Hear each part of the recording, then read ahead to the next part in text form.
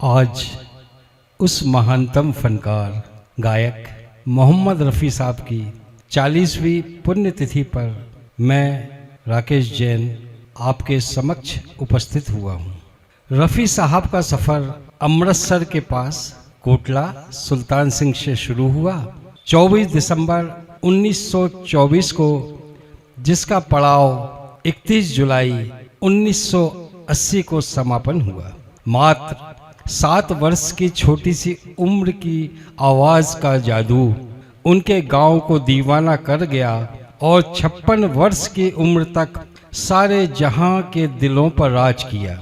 कुंदन लाल जी सहगल के स्टेज से लाहौर में अपनी आवाज़ से सारे लोगों का मन मोह लिया।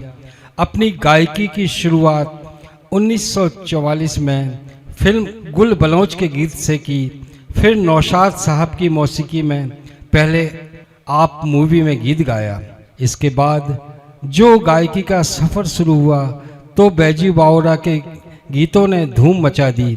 सारे हिंदुस्तान में उनके गीत के करोड़ों आशिक हो गए। संगीतकारों की फहरिस्त में शंकर जयकिशन, ओपी नैयर, सचिन दा के लिए नगमों की सौगात बहुत लंबी है। नैयर साहब की हस्ती रफ़ी साहब के बगैर अधूरी सी है।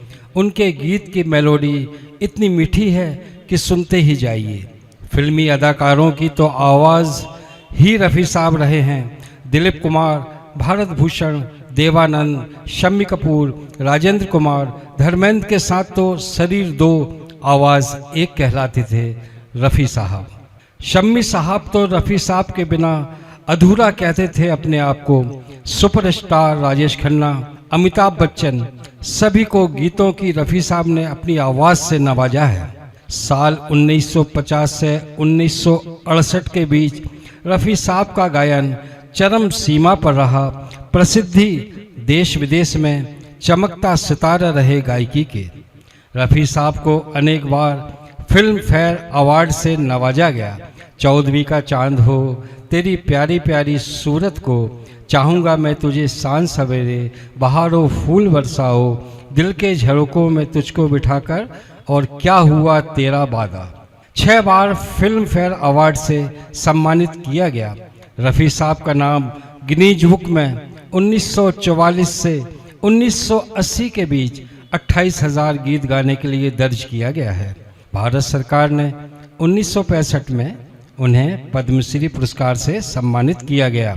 ऐसे महान गायक रफ़ी साहब की रुखसती 31 जुलाई 1980 को मुंबई में हुई। सारे जहां में गमगीनियत का छा गई। सारा मुंबई उनके अंतिम दर्शन कर रहा था। आसमान से शबनम श्रद्धांजलि दे रही थी और हमारे रफ़ी साहब चिर निद्रा में थे।